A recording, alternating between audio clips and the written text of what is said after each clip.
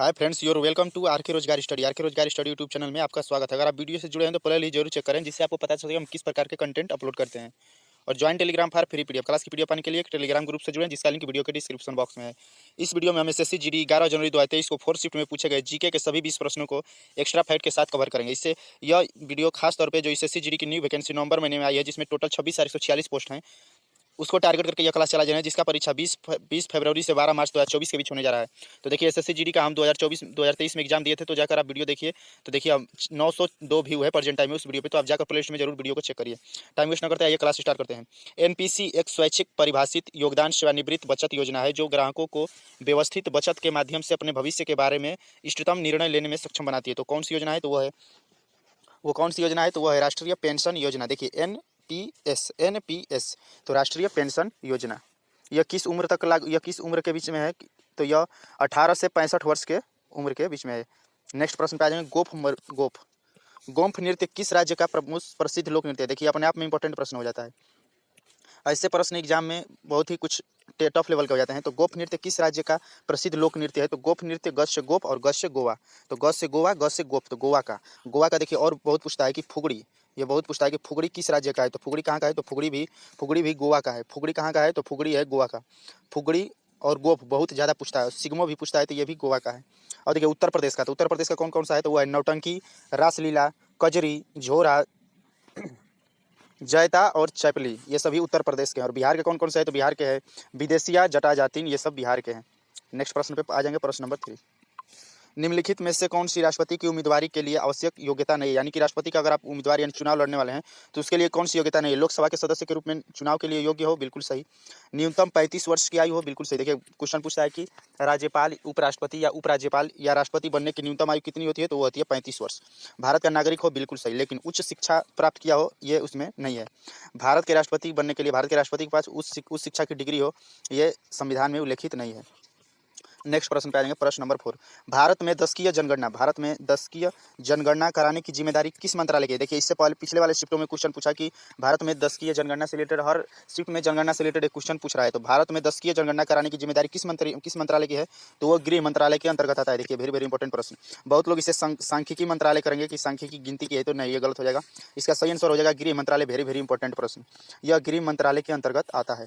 Next प्रश्न, ऊपर से मिट्टी की तीसरी परत को पहचाने। तो ऊपर से मिट्टी की तीसरी परत को पहचाने, तो ऊपर से मिट्टी की तीसरी परत। देखिए, ये सभी प्रश्न 11 जनवरी 2023 को एसएससी जीडी के 11 जनवरी 2023 फोर्थ शिफ्ट में पूछे गए जीके का ऑफिशियल पेपर है। तो आप देखिए कि एसएससी जीडी में किस प्रकार के क्वेश्चन पूछे थे। तो इसका सही आंसर हो जाएगा सबस्ट्रेटम में मूल चट्टान सामग्री को नष्ट कर दिया। नेक्स्ट प्रश्न, हेमिस उत्सव मुख्य रूप से कहाँ मनाया जाता है? तो देखिए, हेमिस उत्सव मुख्य रूप से कहाँ मनाया जाता है? तो हेमिस किस राज्य का उत्सव है? तो हेमिस है कहाँ का? लद्दाख का। हेमिस उत्सव कहाँ मनाया जाता है? तो हेमिस उत्सव लद्दाख में मनाया जाता है। हेमिस उत्सव लद्दाख में मनाया जाता है। देखिए, ये सभी प्रश्न 11 जनवरी 2023 को फोर्थ शिफ्ट में भी जीके के ऑफिशियल पेपर हैं। तो इन प्रश्नों से आप ये अंदाज लगा पाएंगे कि किस प्रकार के क्वेश्चन एसएससी जीडी में पूछे जाते हैं। नेक्स्ट प्रश्न, 1971 के भारत पाकिस्तान युद्ध। एक पूछ सकता है कि भारत पाकिस्तान युद्ध कब हुआ था? तो 1971 में। तो 1971 के भारत पाकिस्तान युद्ध के दौरान भारत में कौन सी पंचवर्षीय योजना चल रही थी? वेरी वेरी इंपॉर्टेंट प्रश्न। यह प्रश्न आने वाले एसएससी जीडी के एग्जाम में पूछने की फुल संभावना है। तो 1971 में जब भारत पाकिस्तान के बीच युद्ध हो रहा था, तो उसमें कौन सी पंचवर्षीय योजना चल रही थी? तो उस समय थी चौथी पंचवर्षीय योजना। कौन सी योजना थी? चौथी पंचवर्षीय योजना। इस चौथी पंचवर्षीय योजना का समय क्या था? तो 1969 से 1974 ईस्वी। 1969 से 1974 ईस्वी चौथी पंचवर्षीय योजना का टाइम पीरियड था। और इसी समय कब भारत पाकिस्तान युद्ध हुआ था? तो वो हुआ था 1971 में।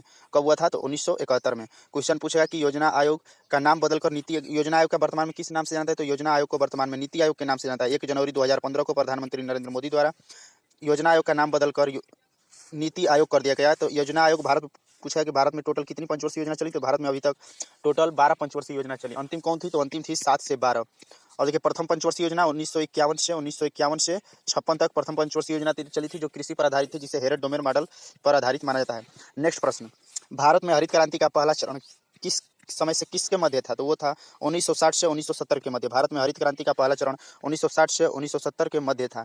भारत में हरित क्रांति के जनक माने जाते हैं डॉक्टर MS स्वामीनाथन। नेक्स्ट प्रश्न, एशियाई खेल 2018 निम्नलिखित में से किस देश में आयोजित किए गए थे? तो एशियाई खेल 2018 किस देश में आयोजित किए गए थे? तो वो किए गए थे इंडोनेशिया में। एशियाई खेल 2018 एक बहु खेल महाप्रतियोगिता थी, जो इंडोनेशिया के जकार्ता में किया गया था। तो कहाँ किया गया था? तो इंडोनेशिया के जकार्ता में। नेक्स्ट प्रश्न पे आ जाएंगे, प्रश्न नंबर 10। अपर्णा सतीशन को किस नृत्य में उनके उत्कृष्ट प्रदर्शन के लिए प्रतिष्ठित भारत शास्त्रीय नृत्य प्रवीणा राष्ट्रीय पुरस्कार से सम्मानित किया गया? तो वो किया गया कुचिपुड़ी। कुचिपुड़ी किस राज्य का लोक नृत्य है? तो वो है एपी यानी आंध्र प्रदेश। अंधे आदमी को कच्ची खिला दी तो आंध्र प्रदेश से है। भरतनाट्यम से कौन कौन से? तो भरतनाट्यम उत्तर प्रदेश का है। भरतनाट्यम कहाँ का है? तो भरतनाट्यम तमिलनाडु राज्य का। भरतनाट्यम किस राज्य का है? तो भरतनाट्यम तमिलनाडु राज्य का है। भरतनाट्यम से पूछा जाता है नाम, तो वो है रुक्मिणी देवी अरुणडेल, ये बहुत ज़्यादा पूछा जाता है। कुचिपुड़ी से तो कुचिपुड़ी से हो जाएगा यामिनी कृष्णमूर्ति। यामिनी कृष्णमूर्ति ये कुचिपुड़ी से नृत्य से संबंधित है। कथक तो कथक उत्तर प्रदेश का है, जिससे बिरजू महाराज जी संबंधित है। नेक्स्ट प्रश्न देखिए, नेक्स्ट पेज एक मोटिवेशनल क्विज है। हैसियत आसमान के जैसी होनी चाहिए मेरे दोस्तों, क्योंकि ज़मीन कितनी भी महंगी क्यों ना हो लोग खरीद ही लेते हैं। तो अपनी हैसियत बढ़ाइए, अपनी पहचान बढ़ाइए। और ये देखिए खान सर का ये लाइन है। और देखिए, ऐ जिंदगी कोशिश बहुत की तूने मुझे गिराने की, पर मैं जिद्दी था, गिरता रहा आगे बढ़ता रहा। तो देखिए एक मन में अपने ठान लीजिए कि हार तो हम कभी मानेंगे नहीं, और हारने के डर से खेलेंगे नहीं तो जीतेंगे कैसे? तो हारना तो है ही नहीं, गिरते पड़ते अपने लक्ष्य तक जरूर पहुंचना है। नेक्स्ट प्रश्न पे आ जा रहे हैं। निम्नलिखित में से किस तत्व का परमाणु क्रमांक 33 है? बताना है कि किस तत्व का परमाणु क्रमांक 33 है। ये देखिए सभी प्रश्न एसएससी जीडी 11 जनवरी को 4th शिफ्ट में पूछे गए जीके के ऑफिशियल पेपर है। तो किस तत्व का परमाणु क्रमांक 33 है? तो वो है आर्सेनिक का। आर्सेनिक का परमाणु क्रमांक कितना होता है? तो आर्सेनिक का परमाणु क्रमांक 33 होता है। आर्सेनिक का रासायनिक प्रतीक क्या होता है? तो ए यस आर्सेनिक। और आर्सेनिक क्या है? आर्सेनिक धातु है, उपधातु है या क्या है? तो आर्सेनिक एक उपधातु है। आर्सेनिक एक उपधातु है। देखिए बेरियम दिया है, तो बेरियम का रासायनिक प्रतीक क्या होता है? तो बेरियम का होता है Ba। परमाणु संख्या कितनी होती है? तो वो होती है 56 बेरियम का। और देखिए नियॉन, तो नियान एक अक्रिय गैस है, इसका परमाणु संख्या 10 होता है और इसका रासायनिक प्रतीक होता है Ne। और आयोडीन क्या है? तो आयोडीन एक रासायनिक तत्व है जो आवर्त सारणी में आई से प्रतीक से सिंबल होता है और इसका परमाणु संख्या होता है 53। हम आ जाएंगे नेक्स्ट प्रश्न में, प्रश्न नंबर 12 के पास भारत में नोट जारी करने का एकमात्र अधिकार है। तो भारत में किसे अधिकार है एकमात्र जो नोट जारी करता है? तो भारत में नोट जारी करने का एकमात्र अधिकार किसे है? तो वो है आरबीआई को। आरबीआई यानी कि reserve bank of India. RBI जिसका फुल फॉर्म होता है reserve bank of India. Bharat में नोट जारी करने का एकमात्र अधिकार आरबीआई को है। देखिए आरबीआई अधिनियम 1934 की धारा 22 के अनुसार RBI reserve bank of India Bharat में मुद्रा जारी करने का एकमात्र अधिकारी से है। आरबीआई की स्थापना कब हुई थी? क्वेश्चन पूछा कि आरबीआई की स्थापना कब हुई? तो आरबीआई की स्थापना 1 अप्रैल सन 1935 ईस्वी को हुई। आरबीआई की स्थापना 1 अप्रैल सन 1935 ईस्वी को हुई। आरबीआई के वर्तमान गवर्नर कौन है? तो वह है शक्तिकांत दास। कौन है? तो वो 25वें नंबर पे हैं। और आरबीआई के पूछेगा कि आरबीआई के पहले गवर्नर कौन थे? तो आरबीआई के पहले गवर्नर थे sir Osborne Smith. Sir Osborne Smith RBI के पहले गवर्नर थे। और सीडी देशमुख आरबीआई के पहले भारतीय गवर्नर थे। देखिए दो प्रश्न यहाँ से बनेगा। पूछेगा कि आरबीआई के प्रथम गवर्नर कौन थे? क्वेश्चन पूछेगा कि आरबीआई के पहले गवर्नर कौन थे? तो वो थे सर ओसबर्न स्मिथ। आरबीआई के पहले गवर्नर पूछा कौन थे? तो वो थे सर ओसबर्न स्मिथ। अगर पूछेगा आरबीआई के पहले भारतीय गवर्नर कौन थे? तो आरबीआई के पहले भारतीय गवर्नर थे सीडी देशमुख। आरबीआई के पहले भारतीय गवर्नर कौन थे? तो आरबीआई के पहले भारतीय गवर्नर थे सीडी देशमुख। मौद्रिक नीति क्वेश्चन पूछता है कि भारत में मौद्रिक नीति कौन जारी करता है? तो वो भी आरबीआई ही जारी करती है मौद्रिक नीति। नेक्स्ट प्रश्न पे आ जाएंगे। 1 मई 2022 से नीति आयोग के उपाध्यक्ष के रूप में किसे नियुक्त किया गया है? तो देखिए नीति आयोग का क्वेश्चन पूछा कि नीति आयोग की स्थापना कब हुई? तो नीति आयोग की स्थापना 1 जनवरी सन 2015 ईस्वी को हुई। नीति आयोग को पहले योजना आयोग के नाम से जाना जाता था, तो योजना आयोग का नाम बदलकर 1 जनवरी 2015 को नीति आयोग कर दिया गया। नीति आयोग का उपाध्यक्ष पूछा 2022 में कौन है? तो नीति आयोग के उपाध्यक्ष हैं सुमन बेरी 1 मई 2022 से नीति आयोग के उपाध्यक्ष हैं। अगर पूछेगा नीति आयोग के अध्यक्ष कौन है? तो नीति आयोग के अध्यक्ष हो जाएंगे नरेंद्र मोदी। भारत के प्रधानमंत्री ही नीति आयोग के अध्यक्ष होते हैं। अगर पूछेगा कि नीति आयोग के प्रथम अध्यक्ष, तो वो थे प्रधानमंत्री नरेंद्र मोदी। और नीति आयोग का पहले नाम योजना आयोग था। अगर पूछेगा योजना आयोग के प्रथम अध्यक्ष, तो वो थे भारत के प्रथम प्रधानमंत्री पंडित जवाहरलाल नेहरू। नेक्स्ट प्रश्न पे आ जाएंगे। देखिए सभी प्रश्न एसएससी जीडी 11 जनवरी 2023 को 4th शिफ्ट में पूछे गए ऑफिशियल पेपर हैं। तो आप एसएससी जीडी का अगर आप एग्जाम देने वाले हैं जिसमें जो नई वैकेंसी है, जिसमें 26,146 पोस्ट है, तो उसी को टारगेट करके क्लास दे रहे हैं।